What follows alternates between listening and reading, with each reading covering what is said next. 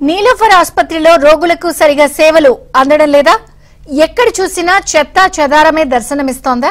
చిన్నపిల్లల వార్డుల పక్కనే బయోవేస్ట్ ను ప్రారంభిస్తున్నారా? ఘనత వహించిన నీలోఫర్లో ఏం జరుగుతోంది?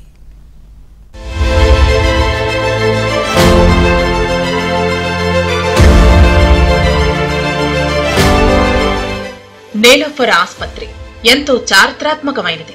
ఒట్టమాన్ సామ్రాజ్య యువరాణి నీలోఫర్ 7వ నిజాం నవాబు మీర్ ఉస్మాన్ అలీ ఖాన్ కుమారుడు మొజాంజాను వివాహం చేసుకుని ఆమె పేరుతోనే 1953లో ఈ ఆసుపత్రి స్థాపించారు.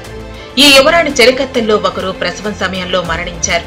ఆ పరిస్థితి ఏ తల్లి బిడ్డకు రావద్దన్న ఉద్దేశంతో పేదల కోసం ఆసుపత్రిని కట్టారు. ఫ్లోరెన్స్ నైటింగేల్ ఈ యువరాణి పేదలకు సాయం చేయాలన్న ఉద్దేశంతో ఇందులో ఒక నర్సులా సేవలు చేయడం ప్రారంభించారు.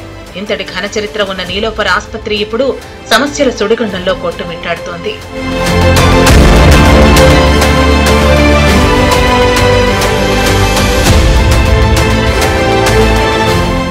రాష్ట్రంలో విష జ్వరాలు విజృంభిస్తూ ఉండటంతో ఆసుపత్రిలో కేసులు పెరుగుతున్నాయి. బెడ్లు సరిపోక చిన్నారులు ఇబ్బంది పడుతుంటే అసలు పారిశుద్ధ్యం గురించే పట్టించుకోవటం మానేశారు. డెంగ్యూ, మలేరియా లాంటి సీజనల్ వ్యాధులు విజృంభిస్తున్న సీజన్ ఇది. రిఫరల్ ఆసుపత్రి కావటంతో జిల్లాల నుంచి పెద్ద సంఖ్యలో రోగులు వస్తున్నారు. 1000 పడకల ఆసుపత్రిలో 1500 మందికి పైగా చికిత్స అందిస్తున్నారు.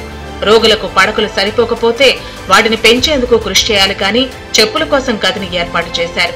రోగులను చూసేందుకు వచ్చేవారు తప్పనిసరిగా ర్యాంప్ దగ్గరే చెప్పులు వదలాలి. ఇటీవలే ఆసుపత్రి సూపరింటెండెంట్ సహా పలువురు బదిలీ కావడంతో ఇన్ఛార్జీల రాజ్యం నడుస్తోంది.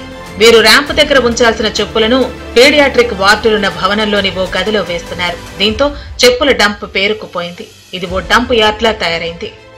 చెప్పుల గది సంగతి సరే, దాని పక్క గదిని బయోవేస్ట్, ఇతర చెత్తను డంప్ చేయడానికి ఉపయోగిస్తున్నారు.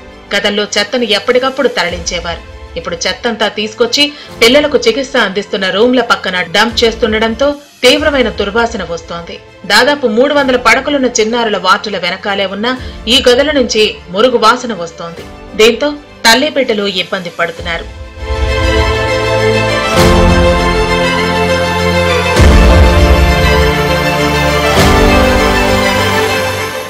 ఆసుపత్రి ఆవరణలో పడి ఉన్న రక్తం సీసాలు, రక్తపు మరకల్లో ఉన్న గ్లౌజులు దర్శనమిస్తున్నాయి.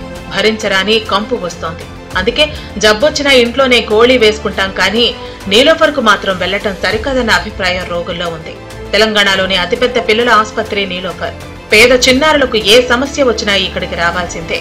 అలాంటి చోట సమస్యలు తిష్టవేశాయి. నవజాత శిశువుల చికిత్స విషయంలో ఆ తర్వాత కూడా చాలా జాగ్రత్తలు తీసుకోవాలి. అలాంటిది ఆసుపత్రి అశుభ్రంగా ఉంటే ఇంక దేవుడే దిక్కు.